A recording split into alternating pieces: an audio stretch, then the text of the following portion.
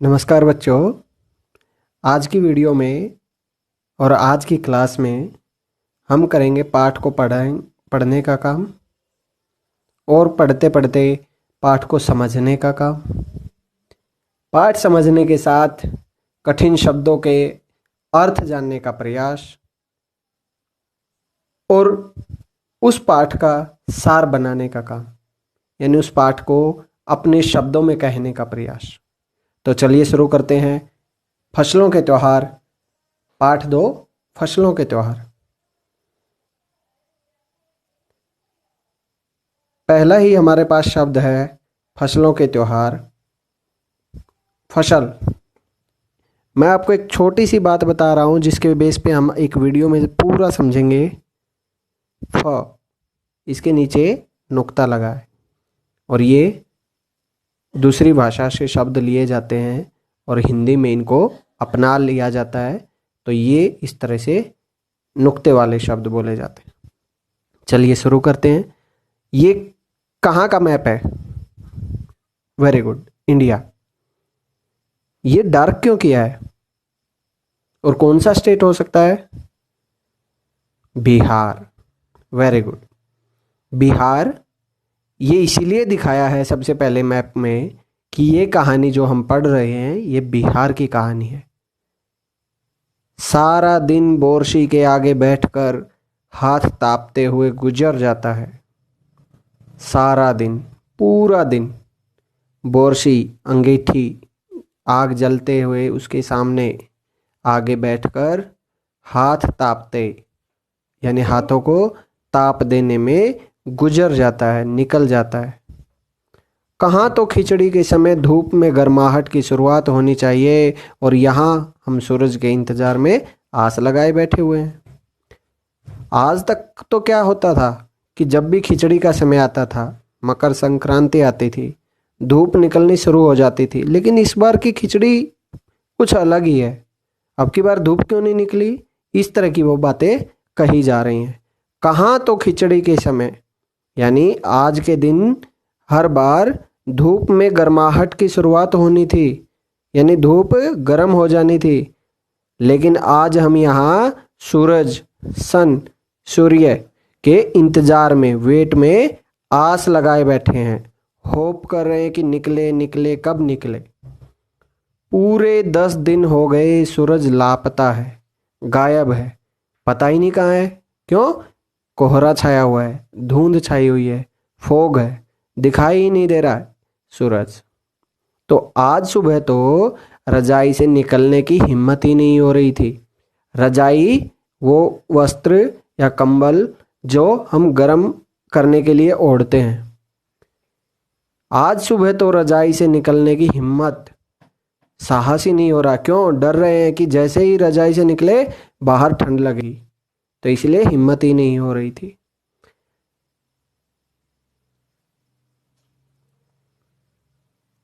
बाहर देखने से तो समय का अंदाजा बिल्कुल नहीं हो रहा, लेकिन घर में हो रही चहल पहल अब पता चल रही है।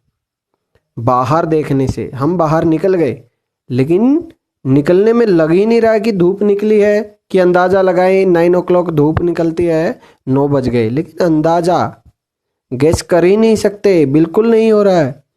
लेकिन घर में हो रही चहल पहल, अपने अपने काम कर रहे हैं घर वाले, तो उससे पता चल रहा है कि सुबह हो चुकी है।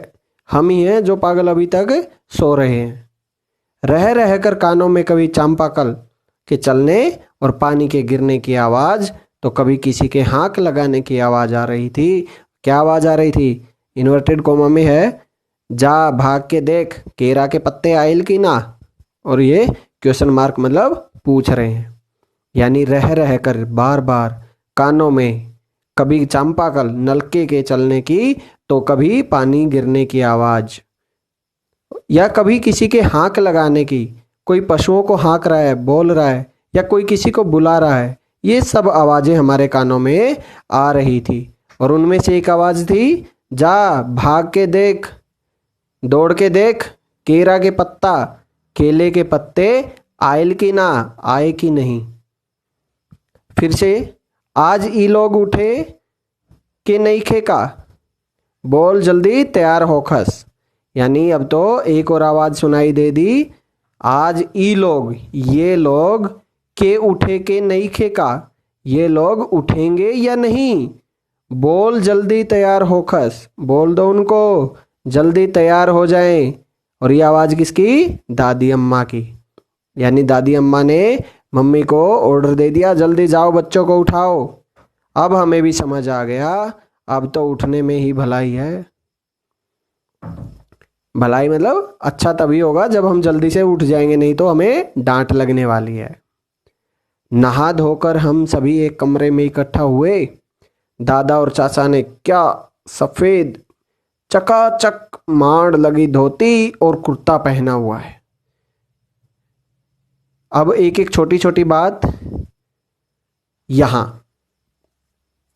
उंगली के नीचे देखिए, एक्सक्लेमेटरी साइन, यानी इससे पहले जो साइन से पहले जो सेंटेंस है वो ध्यान देने योग्य है। दादा और चाचा ने क्या सफेद चकाचक माड़ लगी धोती और कुर्ता पहना हुआ है। दादा और चाचा ने क्या, सफेद मतलब वाइट, चकाचक मतलब शाइनिंग वाला, माड़ चावल उबालते हैं उसमें से जो पानी निकलता है, फिर उसमें जो कपड़े भिगो दिए जाते हैं, फिर उन कपड़ों को जब सुखाया जाता है तो वो बिल्कुल जैसे छोड़ दिए वैसे के वैसे रहेंगे। और ये धोती या पगड़ी में किया जाता है तो वैसा इतनी अच्छी धोती और कुर्ता पहना हुआ है। खिचड़ी में ऐसन ठाड़ हम पहले कबो ना देखनी, सारा दिन कनकना देता। खिचड़ी में ऐसन ऐसी ठाड़ मौज हम पहले कभी ना देखी, नी सारा देह सारा शरीर कनकना देता। कनकना मतलब कपकपी ही चढ़ गई। पापा ने कहा शायद आज धोती में उन्हें ठंड कुछ ज्यादा ही लग रही है। अब पापा ने क्या बोला था? लगता है आज की खिचड़ी कुछ स्पेशल होने वाली है। सामने मचिया पर दादी की सफेद साड़ी पहने हुए दादी बैठी थी। सामने मचिया पर खादी की सफेद साड़ी पहने हुए दादी बैठी हुई थी। और आज दादी ने अपने बाल धोए हैं। और कैसे निकला ये बाल? झक सफेद सेमल की रोई जैसे हल्के फुल्के बाल। और गौर से ध्यान से देखने पर तो एक काला बाल भी नजर नहीं आता। बिल्कुल धुली धुली सी लग रही हैं आज दादी। उनके सामने केले के कुछ पत्ते कतार में रखे हैं, लाइन में रखे हैं, पंक्ति में रखे हैं, जिस पर तिल रखे हैं, मीठा यानी गुड़ रखा है, चावल रखा है और इन सभी से बने हुए छोटे छोटे ढेर रखे हैं। हमने बारी बारी से उन सभी चीज़ों को छूने, टच करने और प्रणाम, नमस्कार या उसके बारे में अपने ब्लेसिंग्स करने के लिए कहा गया।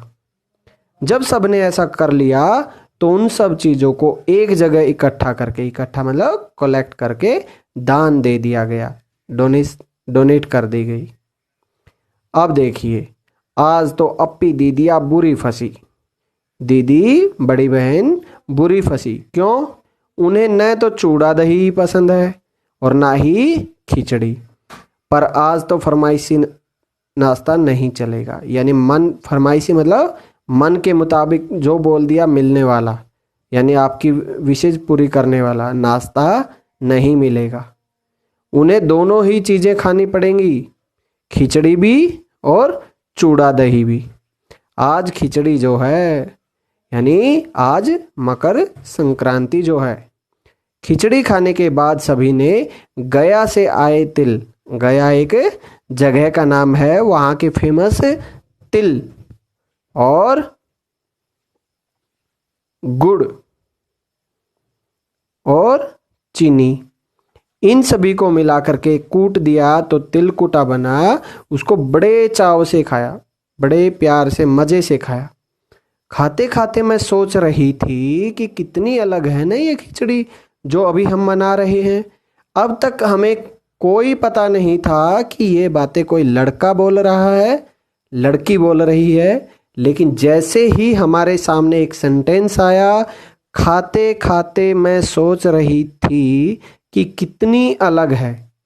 मैं सोच रही थी, और थी मतलब स्त्रीलिंग, यानी एक लड़की बोल रही है। अब मैं सोच रही थी कि कितनी अलग है ना ये खिचड़ी जो अभी हम मना रहे हैं, सेलिब्रेट कर रहे हैं। नहीं तो हमें अभी तक नहीं पता था कि ये लड़का बोल रहा है, लड़की बोल रही है। तो इसीलिए कभी भी लड़के को लड़की वाला सेंटेंस नहीं बोलना है, तो उसकी जगह अपने शुद्ध वाक्य यूज करने हैं।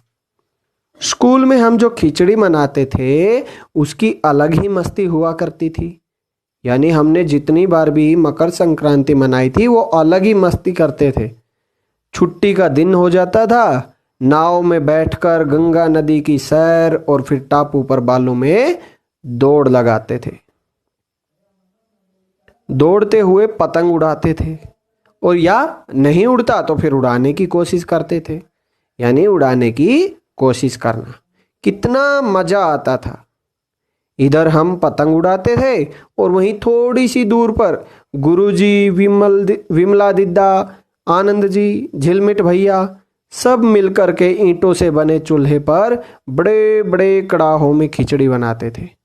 हम तो एक साइड से पतंग उड़ा रहे हैं, दूसरी साइड हमारे लिए हमारे बड़े गुरुजी, विमला दीदा, आनंद जी, झिलमिट भैया सब मिलजुल करके वहाँ ईंटें इकट्ठी करके उसके ऊपर बड़े बड़े कड़ाहे रखते और उनमें खिचड़ी बनाते थे।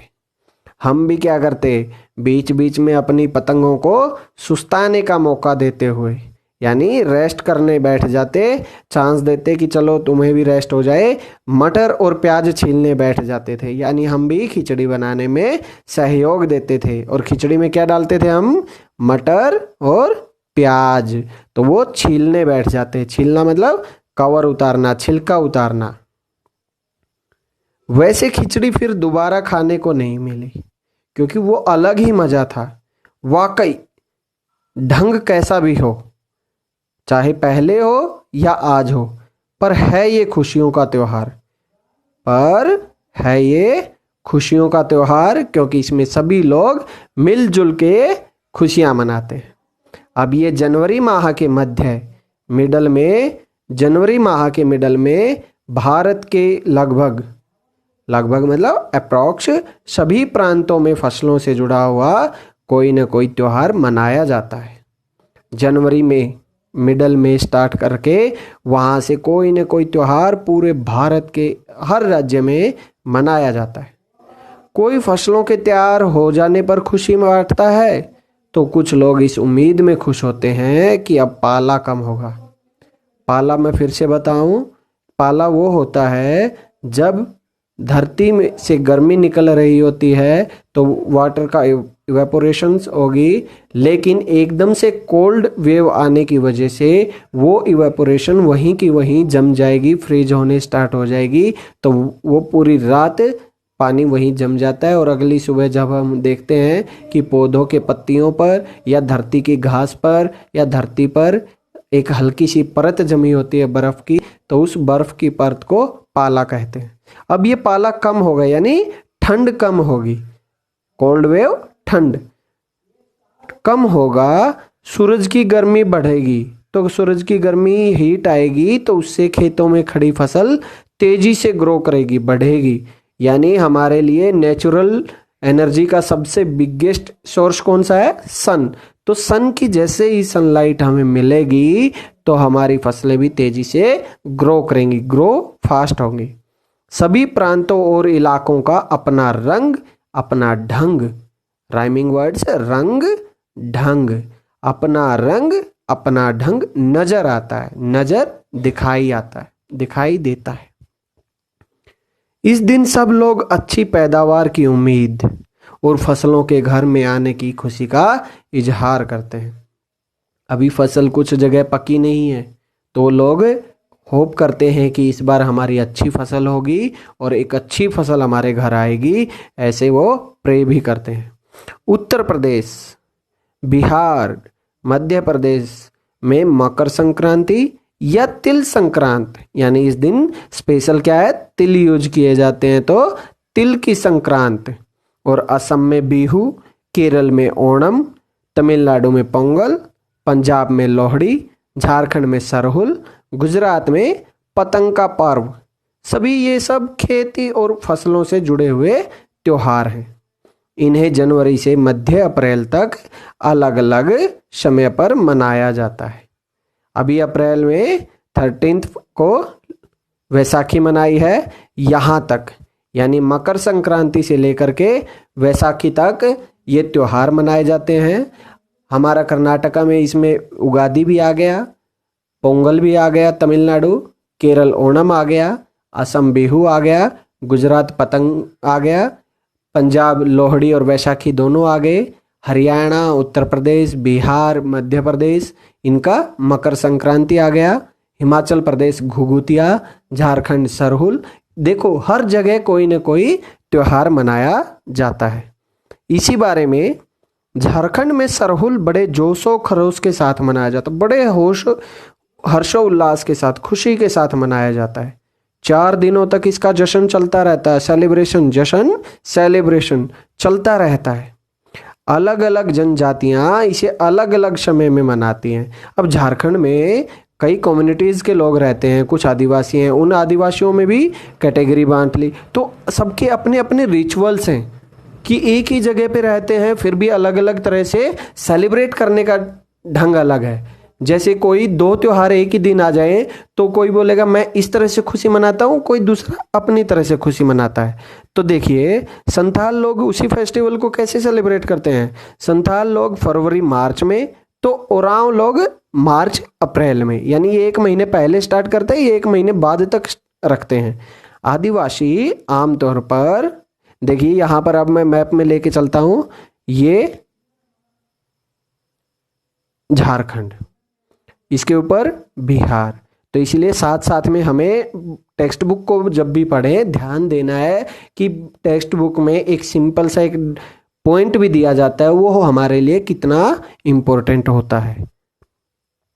क्या है कि आदिवासी आमतौर पर प्रकृति की पूजा करते हैं। अब साइड में, प्रकृति के साइड में मैं आपको दिखा दूं, बैल को सजाया गया है और उसके सिर पर गुब्बारे बांधे गए हैं और वो एक जश्न सेलिब्रेशन दिखाता है। और क्या करते हैं आदिवासी आमतौर पर, आदिवासी प्रकृति की पूजा करते हैं। मेन बात, आदिवासी लोग वो हैं जो जंगलों में रहते हैं और उन्होंने अपने आप को नेचर से कनेक्ट किया हुआ है। वो ज़्यादा हमारे शहरों में नहीं आते हैं, उनको शहरों से कोई मतलब नहीं है। वो अपनी लाइफ जंगलों से, फॉरेस्ट में ही सरवाइव करना बेस्ट समझते हैं। उनके लिए नेचर ही गॉड है, तो वो प्रकृति की पूजा करते हैं, नेचर की पूजा करते हैं। सरहुल के दिन विशेष रूप से साल के पेड़ की पूजा की जाती है। साल एक तो ईयर बोलते हैं और एक साल पेड़ का नाम भी है। तो यही समय है कि साल के पेड़ों में फूल आने लगते हैं, यानी वसंत ऋतु आने की शुरुआत हो जाती है और मौसम बहुत ही खुशनुमा हो जाता है, जिसमें नए नए फ्लावर्स आएंगे, नई नई कच्ची पत्तियां आएंगी। तो इस तरह से नए नए फूल आने लग जाते हैं और मौसम, वेदर खुशनुमा, अच्छी फीलिंग वाला हो जाता है। स्त्री पुरुष दोनों ही ढोल मंजीरे, यानी स्त्री और पुरुष, man women, male female, gents ladies, सब ढोल मंजीरे लेकर के रात भर नाचते गाते हैं। ढोल नगाड़े लिए और पूरी रात जश्न मनाते हैं, नाचते गाते हैं। चारों ओर फैली हुई छोटी छोटी घाटियां, यानी लोग जिन घाटियों में रहते हैं, लंबे लंबे साल के वृक्षों का जंगल होता है और वहीं आसपास बसे छोटे छोटे गांव। ये सब, इन गांव में क्या, लीपे पुते, यानी कच्चे घर, कच्चे घरों के ऊपर मिट्टी लीप दी जाती है। जो हम सीमेंट करते हैं घर में लिपाई, उसकी जगह वो मिट्टी से लिपे पुते घर। करीने से बुहारे, यानी झाड़ुओं से या पत्तों से साफ किए हुए और सजाए गए अपने घरों के सामने लोग एक पंक्ति में, एक ही लाइन में कमर में बाहें डालकर नृत्य करते हैं। कमर में बाहें बाजुएं डाल करके डांस करते हैं, नृत्य करते हैं, नाचते हैं, गाते हैं। अगले दिन वे नृत्य करते हुए घर घर जाते हैं, हर किसी के घर जाते हैं और फूलों के पौधे लगाते हैं। फूलों के पौधे लगाने के बाद घर घर से चंदा मांगने की भी प्रथा है, यानी उनका रिचुअल क्या है कि हर घर से जा कर के डोनेशन कलेक्ट करना है। पर चंदे में वो पैसे नहीं मांगते। क्या मांगते हैं चंदे में? मालूम है क्या मांगते हैं? मुर्गा, चावल और मिश्री। यानी मुर्गा खाते हैं, चावल खाते हैं और मिश्री, यानी चावल और मिश्री का एक बनाएंगे और मुर्गे का डालेंगे। फिर चलता है खाने पीने और खेलों का दौर, यानी एक अच्छा सा खाना बनाएंगे और साथ में खेल करवाएंगे, यानी सब मिलजुल करके कम्युनिटी गेम खेलेंगे। तीसरे दिन जा करके फिर पूजा होती है, जिसके बाद लोग अपने कानों में सरई का फूल पहनते हैं, यानी अपनी विशेष मानते हैं कि अब हमारे ऊपर गॉड के विशेष आ गई है, शुभकामनाएं आ गई। इसी दिन से वसंत ऋतु की शुरुआत मानी जाती है। हमारे पास 4 सीजन होते हैं, विंटर, समर, ऑटम और स्प्रिंग। तो जो हमारे पास स्प्रिंग है वो वसंत है, जिसमें क्या होगा? नए नए पत्ते आएंगे, फूल आएंगे। इसकी शुरुआत कैसे देखते हैं। सबसे पहले ये मानिए एक पौधा आपने देखा, उसके ऊपर कोई पत्ता नहीं है, और वो होता है हमारे पास जनवरी फरवरी का महीना। उसके बाद धीरे धीरे उस टाइम पे कोई बारिश नहीं आती, लेकिन जैसे ही सनलाइट आनी शुरू होती है तो उस पौधे को एनर्जी मिलती है। एनर्जी मिलते ही वो ग्रो करना स्टार्ट करता है, तो उसके फ्लावर्स आने स्टार्ट हो जाएंगे, उससे पत्तियां निकलनी स्टार्ट हो जाएंगी। पत्तियां निकली, थोड़े टाइम के बाद समर्स आए, समर सीजन आया, बारिश आई, अच्छे ग्रो की, फ्लावर, फल, फ्रूट सब दिया। फिर एकदम से उसके बाद ऑटम, यानी वो उसको पता है नेचर का कि अब कोल्ड सीजन आने वाला है, तो उससे पहले वो सारे पत्ते डाल देता है ताकि नेक्स्ट ईयर के लिए वो सरवाइव करे, जिए। अब वो सारे पत्ते डाल देता है। फिर आता है विंटर, और विंटर में उसको ज़्यादा अपने बॉडी ग्रो नहीं करनी पड़ती, तो इसलिए वो बिना पत्तों के अपने अंदर जो भोजन स्टोर किया था, फूड स्टोर किया था, उसी के बेस पे सरवाइव होता है। और नेक्स्ट फिर जैसे ही स्प्रिंग सीजन आता है फिर से वो न्यू ग्रोथ करता है। तो इस तरह से एक प्लांट भी नेचर के अकॉर्डिंग, ऑल 4 सीजन्स के अकॉर्डिंग चलता रहता है। धान की भी पूजा होती है। पूजा किया हुआ आशीर्वादी धान अगली फसल में बोया जाता है, यानी धान राइस की पूजा करते हैं, और जिसकी पूजा की है उसको हम मानते हैं कि भगवान ने, गॉड ने इसको आशीर्वाद दे दिया, तो अब ये ब्लेसिंग्स दे दी, तो अब ये अगली फसल में बोया जाएगा, इसको नेक्स्ट ईयर के लिए लगाया जाएगा। अब तमिलनाडु में मकर संक्रांति या फसलों से जुड़ा कोई त्योहार पोंगल मनाया जाता है।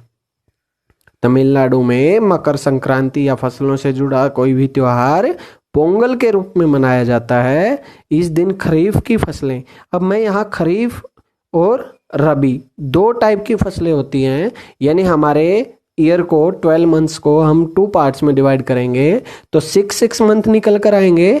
तो 6 मंथ्स हमने डिनोट कर दिए रबी की फसलें, और 6 मंथ हमने डिनोट कर दिए खरीफ की फसलें।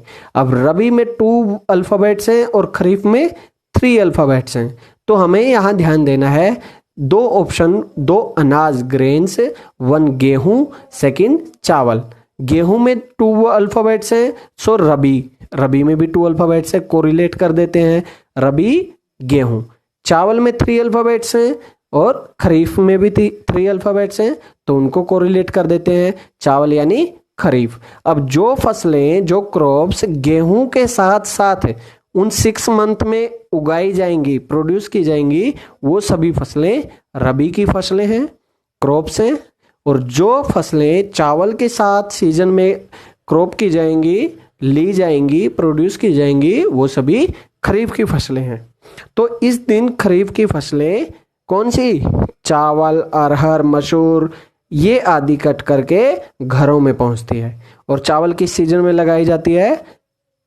किस सीजन में लगाई जाती है? समर के आसपास। तो ये सब चीजें कुछ जगह पर तमिलनाडु में, यानी स्पेशली तमिलनाडु में चावल उस समय जनवरी के टाइम पे कट के आ जाती है। क्यों? यहाँ पर साउथ में उस समय भी गर्मी रहती है। लोग नए धान कूटकर चावल निकालते हैं और हर घर में मिट्टी का नया मटका पाया जाता है, लाया जाता है। हर घर में मिट्टी का नया मटका मिट्टी से बना हुआ मटका लाया जाएगा और जिसमें क्या करेंगे, नए चावल, दूध और गुड़ जागरी डाल करके उसे पकाने के लिए धूप में रख देते हैं। अब धूप में रखेंगे, नीचे आग जला देंगे तो और जल्दी पक करके तैयार होगा।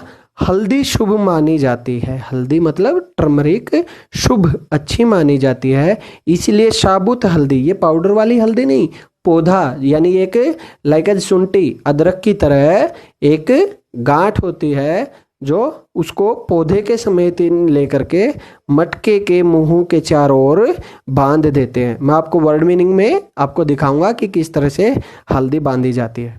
यह मटका दिन में 10:30 बजे तक, 10:30 से 12 बजे तक धूप में रखा जाता है, यानी 1.5 से 2 घंटे तक धूप में रखा। तो ज़्यादा धूप होने की वजह से जैसे चावल पकेंगे तो जैसे ही दूध में उफान आता है, उफान मतलब ऊपर की ओर आता है, तो जैसे ही दूध गर्म होता है तो हम दूध गर्म करते हैं तो निकल जाता है, उसको बोलते हैं उफान आना।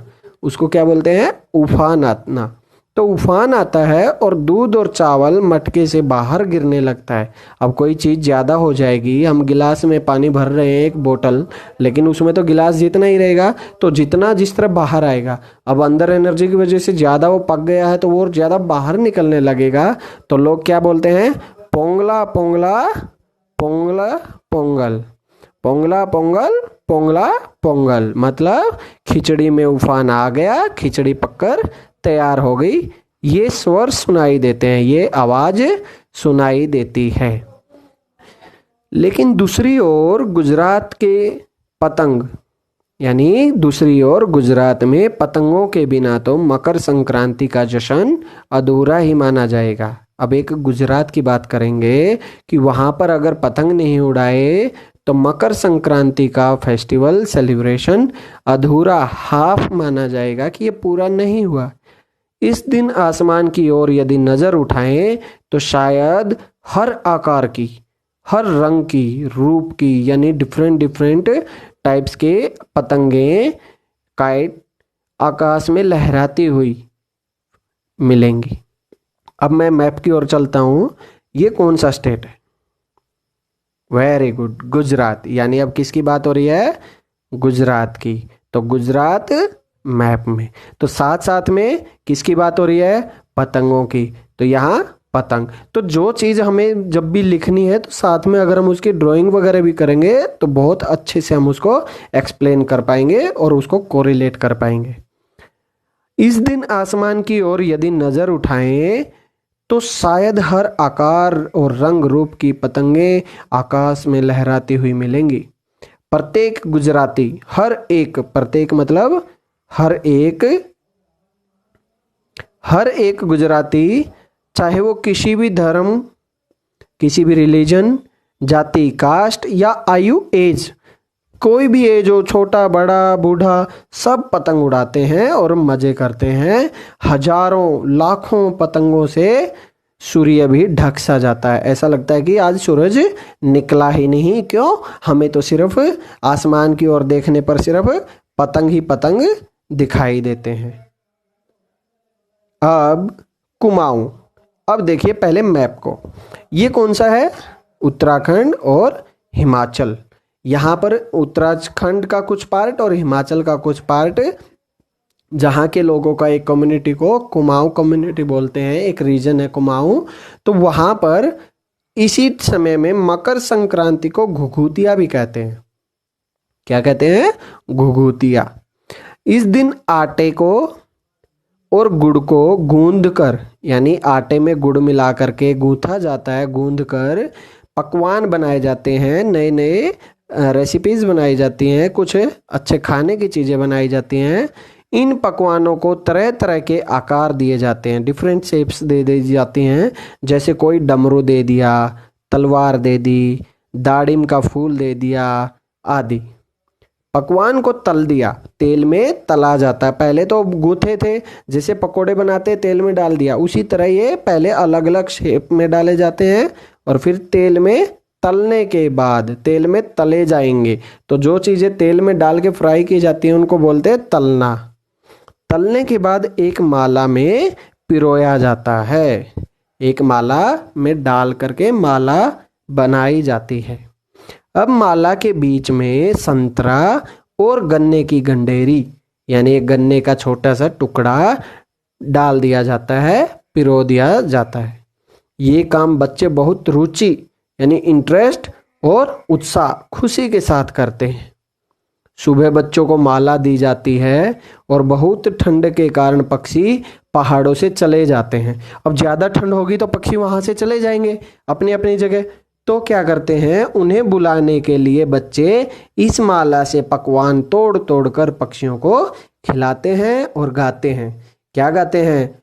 कौवा आओ घुघुत आओ, ले कौवा बड़ो, मैं कह दे जा सोने का घड़ो, खा ले पूरी, माँ कह दे जा सोने की छुरी, मुझे सोने की छुरी दे दे, मुझे सोने का घड़ा भर के दे दे, तू पूरी खा ले, तू बड़े खा ले। तो इस तरह से कहा जाता है। इसके साथ ही जिस चीज़ की कामना हो वो मांगते हैं। यहाँ देखो, कोई मांग रहा है मुझे सोने की छुरी दे दो, चाकू दे दो, कोई कहता है मुझे सोने का घड़ा भर के दे दो। तो यानी अपनी अपनी विशेष मांगते हैं। न जाने कितने अलग अलग अंदाज मकर संक्रांति को मनाने के, कोई नहीं जानता। अब देख लिया कि कितनी जगह अलग अलग तरह से मनाया। कहीं दूध चावल और गुड़ की खीर बनती है, तो कोई 5 प्रकार के नए अनाज को खिचड़ी बनाता है। कहीं कहीं लोगों का सैलाब नदी में स्नान के लिए उमड़ पड़ता है। यानी हरिद्वार में तो क्या करते हैं, मकर संक्रांति के टाइम पे सब लोग नहाने के लिए निकल पड़ते हैं। लेकिन जनवरी का सीजन है, महीना है, तो उस समय इतनी ठंड होती है कि उस ठंड में भी लोग डुबकी लगाते हैं। अब क्या है, उमड़ पड़ता है यानी आ जाते हैं। लोग ठंड में ठिठुरते रहेंगे, ठंड लगी, पर बर्फीले पानी में कम से कम एक बार तो डुबकी जरूर लगाएंगे। हाल ये होता है कि इन जगहों पर तिल रखने की भी जगह नहीं होती। तिल एक बहुत छोटा सा सीड है, यानी वहाँ इतनी भी जगह नहीं है कि हमने तिल रख दिया। अब ये थोड़े कि हमने तिल रखने जाना है, कहने का मतलब ये है कि वहाँ थोड़ी सी भी जगह नहीं होती। और तिल से याद आया, मकर संक्रांति के दिन, तिल से याद आया मकर संक्रांति के दिन पानी में तिल डालकर स्नान करना, तिल दान करना, आग में तिल डालना, तिल के पकवान बनाना विशेष महत्व रखता है। अब देखिए, मकर संक्रांति को तिल संक्रांति क्यों कहते हैं? क्योंकि तिल से इस दिन कुछ विशेष किया जाता है। और वो विशेषता क्या है? पानी में तिल डाल करके स्नान करना, तिल दान करना, आग में तिल डालना, तिल के पकवान बनाना विशेष महत्व रखता है, इसीलिए इसको तिल संक्रांति भी कहते हैं। अब हम सब पूछते हैं आपसे, तुम्हारे घर या इलाके में इस त्योहार को कैसे मनाया जाता है?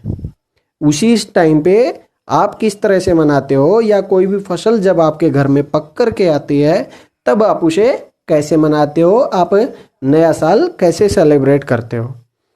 इसे खिचड़ी, पोंगल, मकर संक्रांति या कुछ और कहा जाता है। आप क्या कहते हैं? इन्हीं में से कुछ कहते हैं। खिचड़ी कहते हैं, पोंगल कहते हैं, मकर संक्रांति कहते हैं, या कुछ और कहा जाता है? या तुम फसलों से जुड़े कोई और ही त्योहार मनाती हो? यानी वो लड़की भी आपसे ही पूछ रही है, वो आपकी एक दोस्त के नाते आपसे पूछ रही है कि आप बताइए आप कौन से त्योहार मनाती हो। यदि तुम आपस में बात करोगे तो और तुम्हें ये जानकर हैरानी होगी कि सभी के क्या पता अलग अलग तरीके हों। तो क्या हैरानी होगी कि कई बार एक ही इलाके में रहने वाले लोग भी इस तरह के त्योहार को अलग अलग ढंग से मनाते हैं। कि एक ही कम्युनिटी में, एक ही एरिया में रहने वाले लोग एक ही फेस्टिवल को डिफरेंट टाइप से सेलिब्रेट करते हैं। तो इस तरह से चलिए देखते हैं इसके कुछ डिफ़िकल्ट वर्ड्स को पिक्चर्स के साथ देख लेते हैं। वर्ड मीनिंग जो हमें डिफ़िकल्ट लगे थे उनको पिक्चर्स के साथ, ताकि समझ में आए कि कौन सी चीज़ कैसी दिखती है। पहला वर्ड था हमारा बोरशी यानी अंगीठी, जिसमें आग जलाई जाती है और उस आग के ऊपर कुछ न कुछ रखा जाता है। जैसे कभी हम अपने आप को गर्म करने के लिए हाथ लगाते हैं थोड़ा दूर, ताकि हमें उसकी आँच गर्माहट फील हो, यानी वो हमें टेम्परेचर फील हो। या कभी कभी हम कुछ भी बनाते हैं gas like as a stove, जिसके ऊपर रख कर हम खाना बनाते हैं, तो वो है अंगीठी, आग वाले। रजाई जो हम ओढ़ते हैं गर्मी लेने के लिए, ठंड के मौसम में जो हम ओढ़ते हैं, रजाई।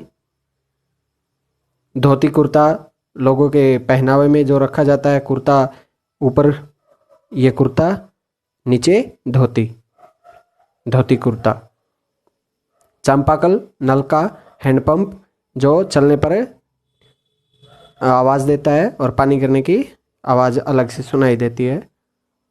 खादी, खादी मतलब कॉटन से आपको चरखे की सहायता से धागा बनाना, और उसी धागे से जो प्योर कॉटन रहता है, जो हैंडमेड रहता है, मोस्टली उसी से धागा बनता है, और उस धागे से जो कपड़े बनाए जाते हैं उसको स्पेशल नाम दिया जाता है खादी।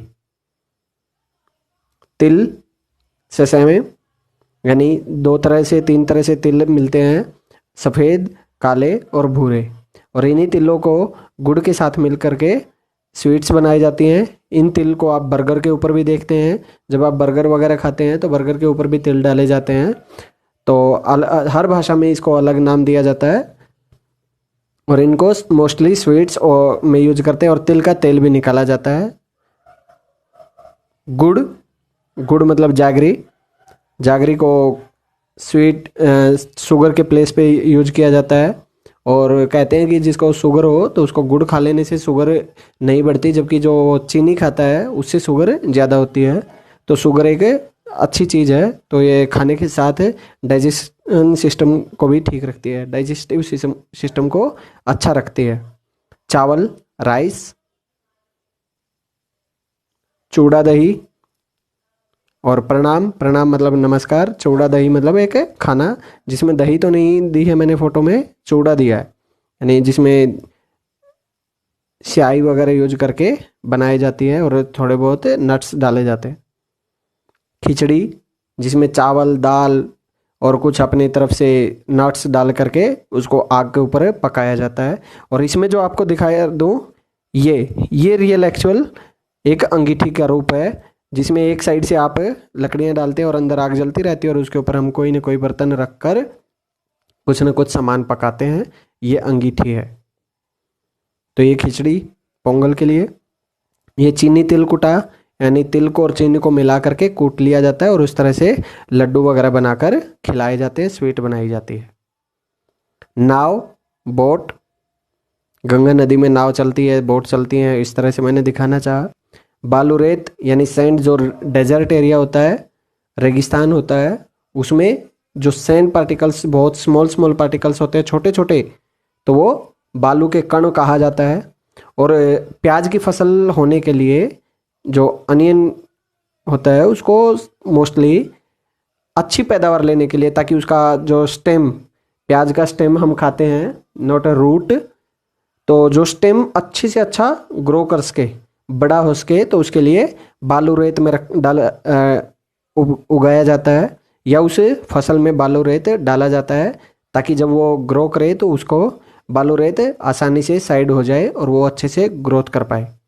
जैसे हम खुद भी जीन्स वगैरह कपड़े पहनते हैं, टाइट कपड़े पहनते हैं, तो हमारी बॉडी को ग्रोथ होने का चांस नहीं मिलता।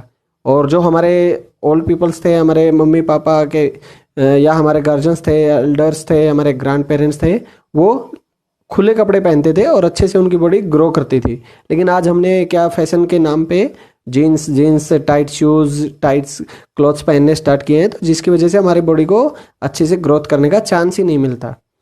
तो ये हमें नेचर बहुत सारी चीज़ों से सिखाती है, लेकिन हम सिर्फ फैशन और दूसरे को देख के फॉलो अप करते जाते हैं, जो नहीं करना है ना, क्योंकि जो सही चीज़ है वही हमें फॉलो करनी है, चाहे कोई भी हो, कहीं भी हो। कहा भी जाता है ना कि कीचड़ में अगर सोना गिरा है तो उठा लेना चाहिए, क्योंकि उसकी वैल्यू सोना है। ईंटों से बना चूल्हा, ब्रिक्स, और उनसे बना के एक चूल्हे की शेप रखी जाती है, और उसके ऊपर कोई ना कोई पैन रखा जाता है, कढ़ाई, बाउल, कुछ भी, जिसमें खाना वगैरह बनाया जाएगा, कुछ पकाया जाएगा, और वहाँ पर कढ़ाई का यूज हुआ था। पाला गिरना यानी फ्रोस्ट, जिसमें क्या होता है कि नाइट में एकदम से ठंड बढ़ जाती है और जो पौधों से पानी निकलना होता है नाइट में गर्मी की वजह से, और हमारे अर्थ भी पानी को छोड़ती है, इवेपोरेशन होती है, लेकिन एकदम से कोल्ड वेव आने की वजह से वो एकदम से कोल्ड होना स्टार्ट होगा, तो वहीं के वहीं पर जमना, फ्रीज होना स्टार्ट हो जाएगा। तो उसको फ्रोस्ट यानी पाला बोलते हैं, जो नीचे से ही एकदम से कोल्ड हो गया है, ना कि वो ऊपर से आया है। साल के पेड़ जिनके ऊपर फूल आते हैं और सरहुल के समय इनकी पूजा की जाती है। मिश्री शुगर टाइप, और सरई के फूल, प्लास के फूल। मटका, मटका जिसमें पानी भरते हैं, अपने चावल वगैरह निकाल करके इनको लॉन्ग टाइम तक प्रिजर्व करते हैं, सेफ रखते हैं, तो इनको मटकों में रखते हैं। और नॉर्थ में जब गर्मी का सीज़न आता है तो जगह जगह पर ठंडे पानी के लिए मटका रखा जाता है, और मटके को नेचुरल फ्रीजर बोला जाता है, क्योंकि जब इसमें पानी रखते हैं तो इसके बाहर जो स्मॉल स्मॉल पार्टिकल्स या छेद होते हैं, वॉल्स होते हैं, वो इसको क्या करते हैं कि बाहर का जो हॉट वेदर है उसके साथ बैलेंस करके पानी को ठंडा रखते हैं। तो ये सभी थे आज के मेन डिफ़िकल्ट वर्ड्स जिनको हमने पिक्चर्स के थ्रू देखा। और अब देखते हैं पकी हुई फसलें, यानी जब कच्ची फसलें थी अब वो पक करके उनका रंग चेंज हो जाता है, येलो टाइप में आ जाते हैं, येलो कलर पकड़ लेती हैं, तो वो पकी हुई फसलें। और पकी हुई फसलें निकाल करके जब उनसे सीड वगैरह निकाल लेते हैं, बीज निकाल लेते हैं, तो उसका भूसा बचता है और जो पशुओं को चारा खिलाने के लिए काम आता है। और ये हमारा इंडिया, इंडिया के एक बार स्टेट्स देख लेते हैं।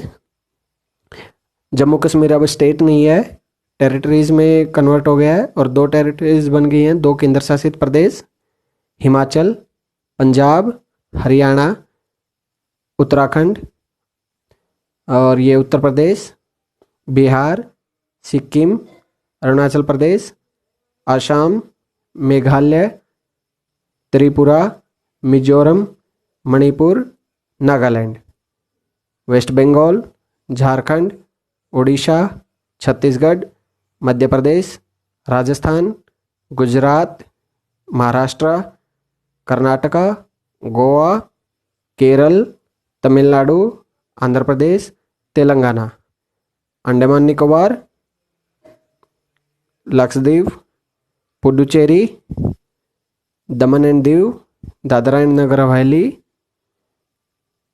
दिल्ली, चंडीगढ़, जम्मू, लद्दाख, ये यूनियन टेरिटरीज।